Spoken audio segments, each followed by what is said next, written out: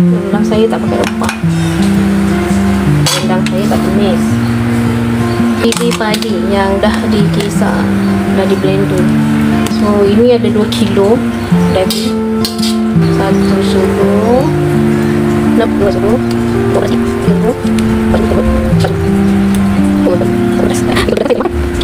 Okey, kita masukkan kunyit. Ni kunyit hidup tau. Yang dah digiling, yang dah dikisar, yang dah di blender. Agak-agak je lah. Saya agak-agak lah, tak ada nak ni. 1 sudu, 2 sudu, 3 sudu. Tapi tak apa, kalau kita dah letak santan, kita dah nampak dah. Masukkan bawang putih, bawang merah dan serai yang dah ditumbuk. Kita masukkan semua. Dia tu saya iris je. Yang ni kita ketuk. Tahu tak tu apa yang diketuk-ketuk macam mana ni? Macam ni. Pakai ni. Okey, masuk. Okey, seperti tu. Kita sebab dia kering sangat, kita letak air sikit sebab kita nak kejutkan dulu. Barulah kita buka api. Ini garam letak lagi garam baru. Tak letak serai banyak pun tak apa, boleh je letak serai banyak-banyak. Daging ni dah potong dadu dalam sebesar ibu jari, bukannya besar-besar tau, ibu jari je, potong dadu sebesar ibu jari. Lepas tu campurkan dengan paru sikit. Paru tu kalau ni 2 kilo, saya letak paru tu dalam suku kilo je lah. Banyak-banyak. Sebenarnya nak bagi rasa paru tu, dia janganlah daging semata. Bagi orang yang tak suka paru, tak payahlah masuk paru. Tapi sebenarnya rendang ni 9 rendang jelebu ni, sebenarnya kalau daging ni lagi sedap lah letak paru. Santan ni 2 kilo, ni 1 kilo. Siapa suka? Dia okey lah. Sekarang ni kita kacau lah dia biasa rata. Kalau macam katalah kunyit tak cukup, boleh je tambah kemudian. Kita dah boleh masukkan santan sebab dia nampak dah kering sikit dan dia pun dah masak lah, maknanya cili dia dah masak.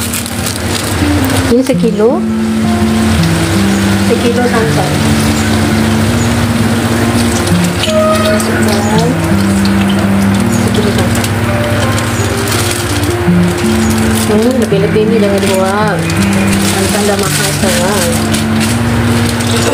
Okay, ini santan kilo ni pekat gila ni juga. So kita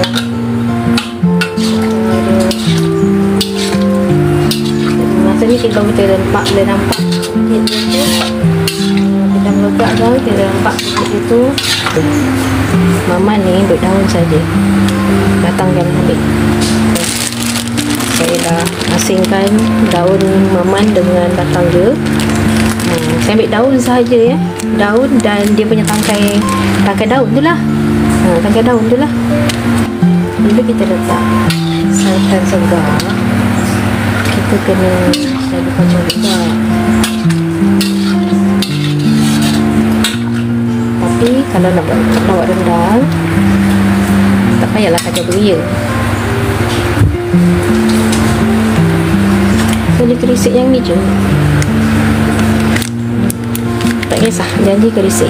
Pilih je kerisik. Nak buat sendiri, lauk juga. Segar, dapat segar lah.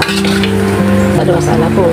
Makan asam keping, setengah keping. Sebab dia besar. Kalau dia kecil, 1 keping. Masuk. Kemudian masukkan garam. 1. Sekarang ni dia tengah mendidih. Sebelum tu saya potong tu daun kunyit. Tadi saya dah beli daun kunyit. Saya akan masak sikap.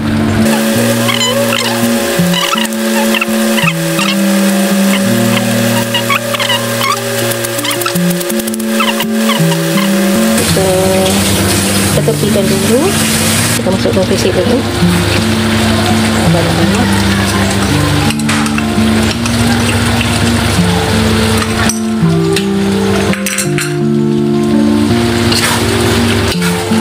Dia tak bisik, kacang dia biasa.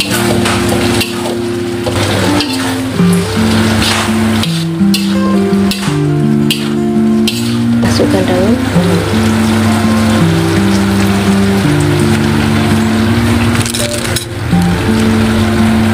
Bagi tahu nampak banyak tu. Dia ternyata banyak pun. Dia sikit je sebenarnya. Mana? Bagi dia layu cepat. Kecilkan api sikit. Satu dekat bawah tu dia betul. 3 kilo pun sikit je sebab dia daun je. Daun dengan tangkai daun tu. Nampak tu. Wow. Yang penting sekarang anak dapat cari lemang. Tapi dekat rembau ni banyak je lemang. Nampak sedap kan? Kejap lagi kan saya taburkan apa ni? Daun kunyit. Dah siap dah. Dah siap. Okey, lepas tu taburkanlah sikit daun kunyit sebagai bau je. Daun kunyit ni bau je, untuk bau je. Ni tak payah banyak-banyak. Saya dah tutupkan api. Rendang saya dah masak. Cantik tak?